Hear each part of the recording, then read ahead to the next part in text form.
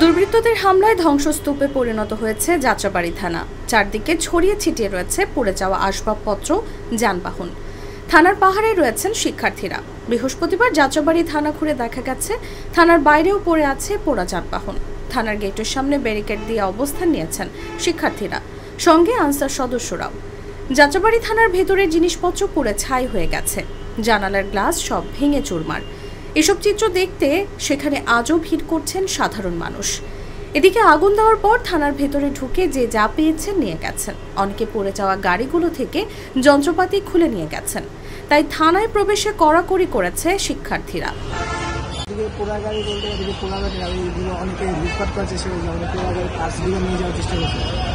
আমরা থানার চারপাশ দিয়ে একটা ব্যারিকেড দিয়ে আমরা স্টুডেন্টরা একটা কোনায় দাঁড়িয়ে নিরাপত্তা দিই। তারপর কালকে সকালবেলা আমাদের আনসার ভাইরা আমাদেরকে সাহায্য করে চলে আসছে। তারপর আনসার ভাইরা বর্তমানে নিরাপত্তা সব কিছু পর্যবেক্ষণ করছে এবং আমাদেরকে যে পর্যাপ্ত সাহায্য করছে আমরা তাদেরকে পর্যাপ্ত সাহায্য। থানার সামনে দায়িত্বরত আইডিয়াল কলেজের শিক্ষার্থী মোস্তাফিজুর রহমান অর্ণব জাগো নিউজকে বলেন, ট্রাফিক সহ সবকিছু মিলে প্রতিদিন প্রায় 300 শিক্ষার্থী দায়িত্ব পালন করছে।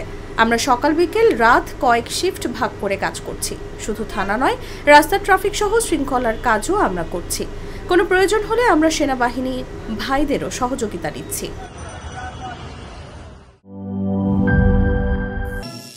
করিম চাচা, আপনার প্রিয় মানুষদের কখনো বিপদে ফেলতে চাইবেন না স্যার। তাহলে আমাদের বিপদে রাখা কি ঠিক হচ্ছে?